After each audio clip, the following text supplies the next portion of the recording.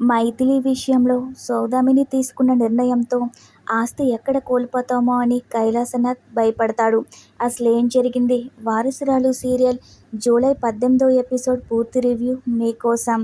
సౌదామిని ఉషని పట్టుకుని చాలా ఏడుస్తుంది. ఈరోజు నీ టైము నా టైము కూడా బాగుంది, లేదంటే నేను ఇంటికి తిరిగి వచ్చేదాన్నే కాదేమో అని సౌదామిని చాలా బాధపడుతుంది. ఇంకా ఎందుకిలా ఆ నాగేంద్ర పట్టి పీడిస్తున్నాడో అర్థం కావట్లేదని బాధపడుతూ ఉంటే అప్పుడే మైథిలి దగ్గరకొస్తుంది. చూసావా మైథిలి, ఆ నాగేంద్రని క్షమించమన్నావు, పిలిపించి మాట్లాడొచ్చు కదా అన్నావు, ఇప్పుడేం చేశాడో చూసావుగా, నా ప్రాణం తీయాలి అనుకున్నాడు, ఆస్తి కోసం మా మీద హత్య ప్రయత్నం చేయించాడు, ఇప్పటికైనా నీకు అర్థమవుతుందా ఆ నాగేంద్ర ఎంత దుర్మార్గుడో అని సౌదామిని అంటే ఇక మైథిలి తన మనసులో ఎక్కడో ఏదో పొరపాటు జరిగింది, ఉన్నంతలోనే సంతోషం వెతుక్కునే మనిషి మా నాన్న, అటువంటి వ్యక్తిని మీరు అపార్థం చేసుకుంటున్నారని మైథిలి తన మనసులో అనుకుంటుంది. నా ప్రాణం మీద నాకెలాగో తీపి లేదు అంటుంది సౌదామిని. ఎందుకంటే ఇన్ని రోజులు జీవోత్సవంలా ఉన్న నా కూతుర్ని చూసుకొని నేను సంతోషంగా బ్రతకడం ఎప్పుడో మర్చిపోయాను. నా దిగులు నా కూతురు గురించే అంటుంది సౌదామిని. నాకేదైనా జరిగితే నా కూతురు ఏమవుతుందో అని భయంగా ఉందని బాధపడుతుంది. 17 సంవత్సరాల క్రితం ఆ నాగేంద్ర నా కూతురికి జీవితం లేకుండా చేశాడు. ఇప్పుడు తల్లి ప్రేమ కూడా లేకుండా చేయాలని చూస్తున్నాడని సౌదామిని బాధపడుతుంది. నాన్న మీద మీకున్న దురభిప్రాయం వల్లే నాన్న ఇలా చేశారని మీరు నమ్ముతున్నారు గానీ, నాన్న గురించి మీకు ఎలా చెప్పాలో కూడా నాకు అర్థం కావడం లేదు. అయినా నాన్న మీ ఆస్తి కోసం కాదు, మీ అభిమానం కోసమే చూస్తున్నారని మీ దగ్గర ఎలా నిరూపించాలి అని మైథిలి మనసులో అనుకుంటూ ఉంటుంది. ఇక అప్పుడే చందన అక్కడికొచ్చి ఆ నాగేంద్ర ప్రసాద్ మీ మీద అటాక్ చేశాడని మావయ్య చెప్పారు అత్తయ్య అంటుంది. ఏం సాధించాలని ఇదంతా చేస్తున్నాడో అర్థం కావట్లేదని చందన అంటే, తనకి కావాల్సిన ఆస్తి మన దగ్గర నుంచి లాక్కోవడానికి ఇదంతా చేస్తున్నాడని సౌదామిని అంటుంది. సమయానికి మైథిలి ఉంది, లేదంటే ఈ పాటికి నా ప్రాణం గాలిలోనే కలిసిపోయేది అంటుంది సౌదామిని. నా కూతురు తల్లి లేని పిల్లలా మిగిలిపోయేది. మైథిలిని చూస్తూ ఈరోజు నువ్వు నాకు ప్రాణభిక్ష పెట్టావు, నీకెన్ని కృతజ్ఞతలు చెప్పినా తక్కువే అని సౌదామిని అంటూ ఉంటే, అలా అంటారేంటి అంటుంది మైథిలి. సంబంధం లేని మనుషులకి హాని జరిగితేనే చూసి తట్టుకోలేము. మీరు నా అత్తయ్య, మీ ప్రాణానికి ముప్పొస్తే నేనెలా చూస్తూ ఊరుకుంటాను అని మైథిలి అంటుంది.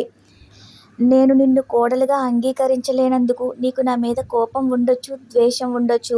అదంతా నువ్వు పట్టించుకోకుండా, నీ ప్రాణాలు లెక్క చేయకుండా నన్ను కాపాడావు అంటుంది సౌదామిని. వాళ్ళనలా చూస్తున్న చందన అయితే తన మనసులో ఇక అంతా అయిపోయింది అని అనుకుంటూ ఉంటుంది. అత్త కోడలి కింద అంగీకరించేస్తుంది, సాఫ్ట్ కార్నర్ మైథిలి మీద చూపిస్తుందని చాలా టెన్షన్ పడుతూ ఉంటుంది. మరో సీన్లో కైలాసనాథ్ హరిశ్చంద్ర దగ్గరికి వస్తాడు. కోర్టులో నువ్వు చాలా మంచి పని చేశావు అంటాడు. ఇక ఆ నాగేంద్ర మన జోలికి రాడు, నెక్స్ట్ హీరింగ్లో కూడా స్ట్రాంగ్గా ఉండాలని చెప్తూ ఉంటే, ప్రస్తుతం ఆ విషయం వదిలేయ్ అంటాడు హరిశ్చంద్ర. నెక్స్ట్ హీరింగ్ వచ్చినప్పుడే చూసుకుందామంటాడు. ఇక అప్పుడు సౌదామిని వచ్చి మీతో ముఖ్యమైన విషయం మాట్లాడాలి అంటుంది. సాకేత్కు మైథిలికి శోభనం ఏర్పాట్లు చేద్దామని ముందే అనుకున్నాం కదా, రేపు ఉదయం పంతులు గారిని పిలిపించి ముహూర్తం పెట్టిద్దామంటుంది సౌదామిని. దేనికైనా టైం రావాలి, ఎందుకంత కంగారు పడుతున్నావు అని కైలాసనాథ్ అంటాడు. మీరలా చూస్తే ఇక్కడ ఘోరాలు జరిగిపోతాయి, అందుకే తొందరపడుతున్నానని సౌదామిని అంటుంది. ఇక హరిశ్చంద్ర మాట్లాడుతూ, పెళ్ళయ్యాక అమ్మాయికి అబ్బాయిని ఇన్ని రోజులు దూరం ఉంచకూడదు, ఎప్పటికైనా ఇవన్నీ తప్పదుగా, కార్యం జరిపించాలిగా అంటాడు హరిశ్చంద్ర. నేను పంతులు గారిని పిలుస్తాను అని హరిశ్చంద్ర అంటాడు. ఇక అప్పుడు కైలాసనాథ్ తన మనసులో వాళ్ళిద్దరికీ శోభనం అయిపోతే వాళ్ళిద్దరి మధ్య శాశ్వతమైన భార్యాభర్తల బంధం ఏర్పడిపోతుంది. అప్పుడు చంద్రని సాకేత్కిచ్చి పెళ్లి చేసే అవకాశం కోల్పోతాము. ఇక ఈ ఆస్తి నా చేతికి దక్కదు, ఎలాగా అని చాలా టెన్షన్ పడిపోతూ ఉంటాడు. మరో సీన్లో సాకేత్ బాత్రూంలో స్నానం చేస్తూ ఉంటే మైథిలి వెళ్ళి నీకు గుడ్ న్యూస్ తీసుకొచ్చాను అంటుంది. ప్రశాంతంగా స్నానం కూడా చేయనివ్వవా అంటాడు. గుడ్ న్యూస్ ఏంటి చెప్పు అంటే, బయటకు వస్తే చెప్తాను అంటుంది. అదేంటో ఇప్పుడే చెప్పి తగలడు అంటాడు. అత్తయ్య పంతులు గారిని పిలిపించి నీకు నాకు శోభన ముహూర్తం పెట్టిస్తుందని మైథిలి అంటుంది. అదేంటి ఏదో సరదాగా అందనుకుంటే ఇంత సీరియస్గా తీసుకుందేంటి అని అంటాడు సాకేత్.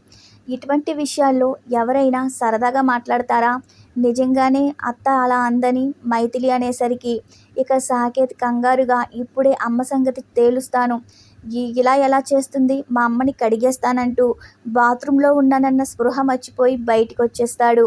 అయితే మైథిలి అడ్డుగా వెళ్తుంది. పక్కకి తప్పుకో, నేను వెళ్ళాలి అంటాడు. నువ్విలా వెళ్ళకూడదు అంటుంది మైథిలి. ఒకసారి నీ అవతారం చూసుకో అంటుంది. సాకేత్ని అద్దంలో చూపిస్తుంది. ఇక వెంటనే లోపలికెళ్ళి టవల్ చుట్టుకునొస్తాడు. ఒంటి మీద బట్టలు లేవన్న విషయం చెప్పాలి కదా అని సాకేత్ అంటాడు. నేను చెప్పే అవకాశం నువ్వు నాకెక్కడ ఇచ్చావు అంటుంది మైథిలి. అయినా ముహూర్తాలు ఇప్పుడు కాదు, రేపు పెడుతున్నారు అంటుంది. ఈ విషయం నాకు ముందే చెప్పాలి కదా అంటాడు సాకేత్. రేపొద్దున్న ఈ ముహూర్తం మా అమ్మ ఎలా పెట్టిస్తుందో నేను చూస్తానని సాకేత్ అంటాడు. సరే అయితే అదంతా రేపు చూసుకుందామని మైథిలి అంటుంది. మరో సీన్లో చందన కోపంగా ఉంటే చందన దగ్గరికి సౌదామిని వచ్చి, నీ కోపానికి కారణం ఉంది, కానీ ఇప్పుడు నేను చేస్తున్న పనిలో కూడా అర్థం ఉందిగా అంటుంది సౌదామిని. ఏమర్థం ఉంది? చిన్నప్పటి నుంచి బావై నా ప్రాణంగా పెరిగాను. నువ్వు కూడా బావతోనే నా జీవితం అని చెప్తూ పెంచావు. నేను కూడా బావతోనే నా జీవితం అని ఎన్నో కలలు కన్నాను. అవన్నీ కూల్చేసి బావని మరో అమ్మాయి కంటకడుతున్నారు. ఇదెక్కడి న్యాయం అంటుంది. నువ్వు సాకేత్ జంటగా కలిసి ఉండాలని మేము కోరుకున్నాము, కానీ కాలం మనకి కలిసి రాలేదుగా, పరిస్థితులు మనకి అనుకూలంగా లేవు కదా అంటుంది. పరిస్థితులకు అనుకూలంగా మనం నడుచుకోవాలిగా అని సౌదామిని అంటుంది. ఇలాంటి మాటలు నా దగ్గర చెప్పొద్దు అంటుంది చందన. నేను ఇన్ని రోజులు బావ కోసమే బ్రతుకుతున్నాను, బావ కోసమే నా కలలు కన్నాను. అవన్నీ నాశనం చేసి నా స్థానంలో దాన్ని కూర్చోపెడుతున్నారు అంటుంది చందన. అందరితో పాటు నువ్వు మారిపోయావత్తా, మైథిలిని కోడలుగా చేసుకోవడానికే సిద్ధపడిపోయావు అంటుంది చందన. అంత పెద్ద మాటలు ఎందుకు మాట్లాడుతున్నావు అంటుంది సౌదామిని. మైథిలికి సాకేత్కి పెళ్లి జరగాలని మేము ఎప్పుడైనా అనుకున్నామా? అనుకోకుండా జరిగింది. ఇంట్లో పరిస్థితులు మారిపోయాయి. ఇప్పుడు ఒక శత్రువు కూతురు విషయంలో నేను భయపడాల్సి వస్తుంది. ధరణి గురించి ఆలోచించే ఈ నిర్ణయం తీసుకున్నాను. ఇక తప్పదు అంటుంది సౌదామిని. అదే మాట నిజమైతే ఆ ధరణి గురించి నాకు వదిలేయండి అంటుంది చందన. వదిలేస్తే ఏం చేస్తావని సౌదామిని అంటే, ఆ ధరణి ఎప్పుడు బావ వైపు కన్నెత్తి చూడకుండా చేస్తాను. బావని శాశ్వతంగా వదిలి వెళ్ళిపోయేలా చేస్తాను అంటుంది. నువ్వన్నది నిజమే కావచ్చు, కానీ అటువైపు సాకేత్ కూడా ధరణిని ప్రేమిస్తున్నాడుగా. నువ్వెన్ని అడ్డుగీతలు గీసినా వాటిని దాటగలడుగా సాకేత్. ఇదంతా కుదరదు కాబట్టే మైథిలిని సాకేత్కి దగ్గర చేయాల్సి వస్తుందని సౌదామిని అంటుంది. నువ్వు తీసుకున్న నిర్ణయం గొప్ప నిర్ణయం అనుకుంటున్నావా అంటుంది చందన. నేను తీసుకున్న నిర్ణయం గొప్ప నిర్ణయం కాకపోయినా కూడా ఒక శత్రువు కూతుర్ని మా ఇంటి కోడలుగా నేను కూర్చోపెట్టలేనుగా అంటుంది సౌదామిని. అందుకే సాకేత్కి మైథిలిని దగ్గర చేస్తున్నాను అంటుంది. ధరణికి దూరమవుతాడనే ఇదంతా చేస్తున్నాను అంటుంది. అలా ఎలా చేస్తారు? అయినా మైథిలితో సాకేత్ ఎలా సంసారం చేస్తాడు? తనని ఇష్టపడటం లేదుగా అని అంటుంది చందన. మరి అలాగైతే నేను ఒక మాట అంటాను, నువ్వేమీ అనుకోవద్దు. న్యాయంగా మాట్లాడితే సాకేత్ నిన్ను ఇష్టపడలేదు, ఏ రోజు నీతో ప్రేమగా మాట్లాడలేదు. ఎప్పుడైనా నిన్ను ప్రేమగా దగ్గరికి తీసుకున్నాడా? అటువంటి సంఘటన ఒకటి నాకు కనిపించలేదు అని సౌదామిని అంటూ ఉంటే, నువ్వు చెప్పింది నిజమని నేను ఒప్పుకుంటానత్తా. బావకు దగ్గరవడానికి ఎన్నోసార్లు ప్రయత్నించాను. కనీసం పెళ్ళయ్యాక అయినా బావ నాకు దగ్గరవుతాడు అనుకున్నాను. ఇంతలోనే ఇలా చేస్తున్నారని చందన అంటే, సాకేత్ మైథిలిని దగ్గర చేయాలని మేమెప్పుడూ అనుకోలేదు. దేవుడు నిర్ణయంతో అనుకోకుండా వాళ్ళిద్దరికీ పెళ్ళి అయిపోయింది. నిన్ను సాకేత్ని కలిపే అవకాశం నాకు లేకుండా పోయిందని సౌదామిని అంటుంది. ఆ దేవుడి నిర్ణయాన్ని నేను గౌరవిస్తున్నాను అంటుంది సౌదామిని. ముఖ్యంగా చెప్పాలంటే ఆ ధరణి అడ్డు తొలగించుకోవడానికి నాకు మైథిలియే ఇప్పుడు సరైన దారి అనిపిస్తుంది. అందుకే మైథిలిని ఇంటి కోడలుగా నేను అంగీకరించాల్సి వస్తుందని సౌదామిని అంటుంది. దయచేసి అర్థం చేసుకోవడానికి ప్రయత్నించు అంటుంది సౌదామిని. మీరందరూ నన్ను మోసం చేస్తున్నారు, నా జీవితాన్ని నాశనం చేస్తున్నారు. మీరేమన్నా సరే మా బావ నాకు కావాలి అంటుంది చందన. ఇక మరుసటి రోజు పూజారి గారు వస్తారు. పూజారి గారితో సౌదామిని మాట్లాడుతూ, నా కొడుకు కోడలు శోభనానికి ముహూర్తం పెట్టండి అని అడుగుతుంది. మంచి ముహూర్తం చూసి చెప్తానని పూజారి అంటారు. అదంతా చూస్తున్న మైథిలి సాకేత్ దగ్గరికి వెళ్ళి సిగ్గుపడుతుంది. ఏంటి అంత సిగ్గుపడుతున్నావు అంటాడు.